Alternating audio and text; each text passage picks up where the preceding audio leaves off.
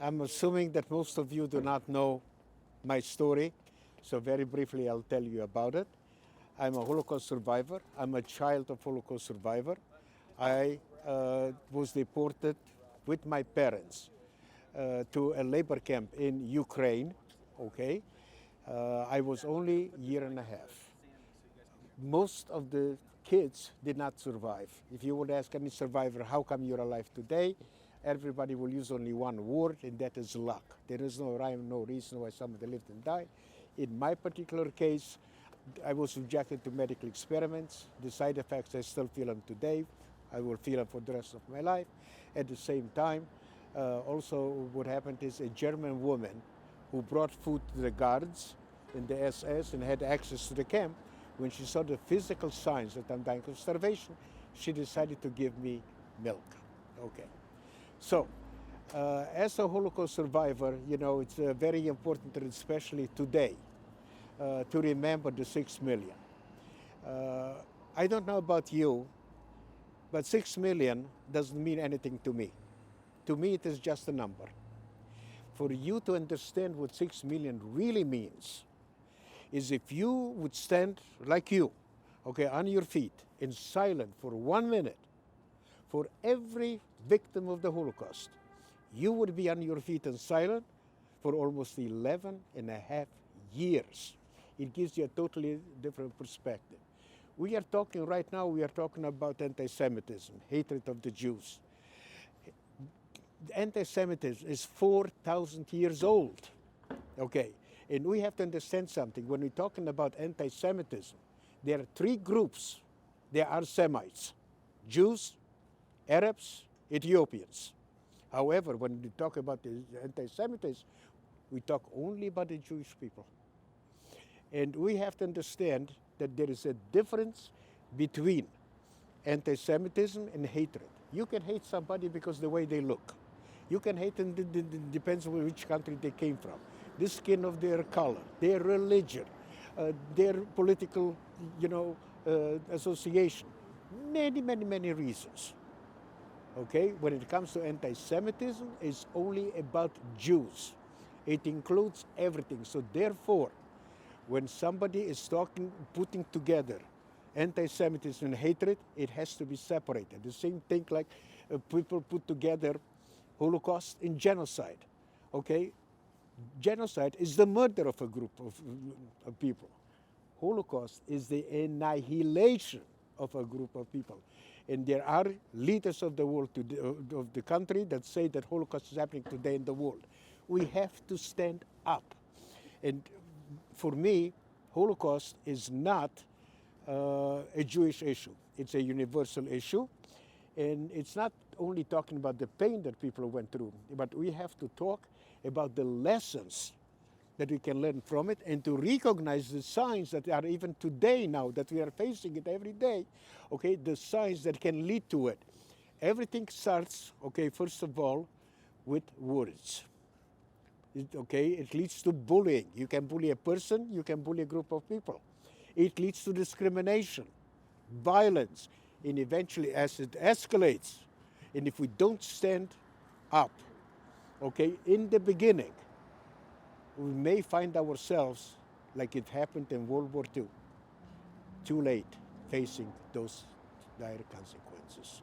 So what we have to do, we have to be united. Unfortunately, we're very divided. There are many groups that are fighting anti-Semitism, but each one on their own. And I can just give you an example that I was part of it, and to understand being together, united, that will help, hopefully, to diminish, what's happening, the effects of the anti-Semitism. I don't know how many of you are familiar with Skokie, Illinois. Yeah. And in Skokie, Illinois, in the early 70s, the neo-Nazis wanted to march against them. There would have been a bloodshed. It was the largest concentration of Holocaust survivors there. And I was part of an organization called COAN, Coalition of Organizations Against Nazism. We did not care who you are, what you believe in. right, left, middle, uh, agnostic, religious, whatever, okay, made no difference. The only thing that we cared is that you are against the neo-Nazis marching in Skokie. We also had the media with us. And guess what happened? The neo-Nazis did not march. We have to bring, okay, number one, we have to demonstrate. Okay, for instance, I am for the BLM. I am not for the BLM organization, which is anti-Semitic. But we have to do something similar what they did. And we have to march, demonstrate. It's not enough social media. We have to demonstrate nationwide to bring the media. And as we help so many other ethnic groups, I really am curious how many of them will join us. You're shaking your head. No, that's beautiful. the problem. Yeah. That is the problem. But not enough. And also, Not enough. absolutely, and I'm gonna take over here a little bit because Andrew Hatred is not an organization; it is a movement. And what Sami said about unity, that is what we want to do. It is an ideology. If you believe that Andrew Hatred should stop, then no matter who you are or what organization you are, you march and you come out and you stand up. Hi there. Thank you for joining.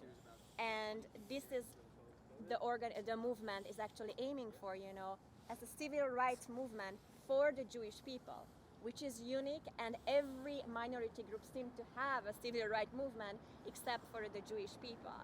So really, thank you so much, Sami, for sharing your story. I knew your story before, but I'm like honored each time, especially on Holocaust Memorial Day when you are like very busy. By the way, just to give an example, young people, are totally clueless about the evolution of the Holocaust. Absolutely. And I started only last year, I started to talk about it because I realized that the next generation is totally clueless. And to give an example, and there are many other statistics, 47% of today's young people cannot name one single concentration camp. The education here is dismal. And I'm going to make one other comment. We all went through and still going through the COVID-19. However, there is one virus much more dangerous, and that is the virus of bigotry, of anti-Semitism, of hate, ideology. It can never be eradicated. The only way we can diminish it and fight it and have a better world is through education. And unfortunately, the education here in this country is dismal. I spoke to close to 150,000 young people. I met only one teacher that teaches World War II, genocide, Holocaust, in a state that mandates teaching it. Only one teacher. And guess what? I was shocked with what I found out. It is an elective course. Speak out. So there is a lot of things that we have to do. Most of they teach it maybe for a few of them for a semester, most of them for 2-3 days. The kids know nothing. Indeed, and this is where action comes in. It cannot be. I'm coming from Europe, where in my country, Hungary, Holocaust education is definitely part of the curriculum. We need to go to the Holocaust Museum. We need to face our own history. After all, unfortunately, my country was involved in the horrors. And then I come to the United States, and you can deny the Holocaust under freedom of speech, and most of the states don't even make it obligatory as part of their curriculum. And then you end up college students, actually what Sami said, not even able to name one camp, or they barely even know what Hitler did. Or what's going on now is actually comparing Hitler to certain political. You cannot make any comparison to the past. That's just so disrespectful towards everyone who is Jewish or who lost anyone during the Holocaust. And I will say one final thing, and after that I finish. I don't know how many of you have heard of Joseph Goebbels. Of course. Yep. Yeah.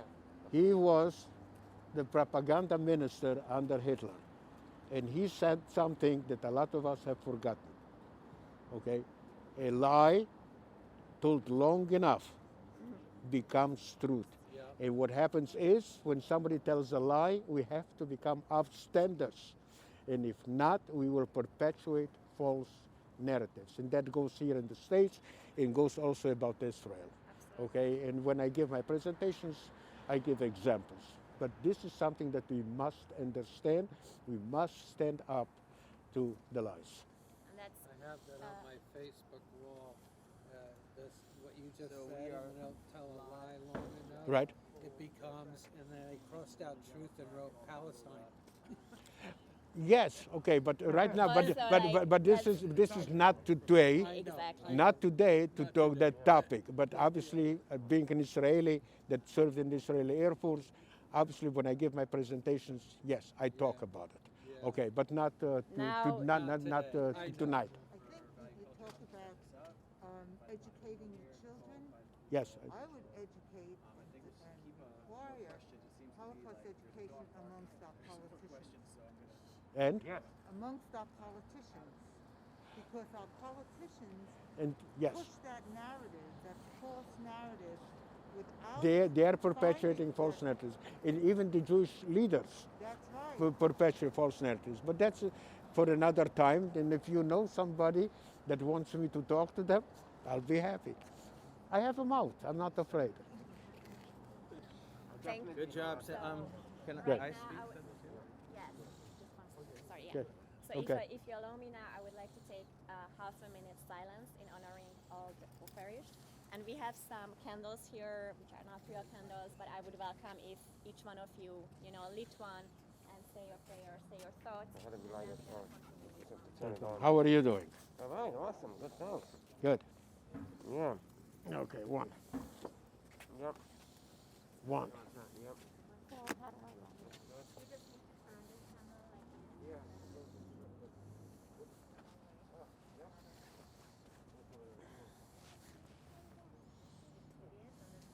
Okay, Got it?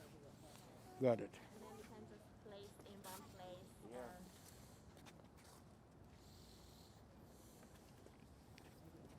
Okay. Oh, yes, sweetie, that's one. Okay. You want your candle lit? Candy. Take one. Whoops.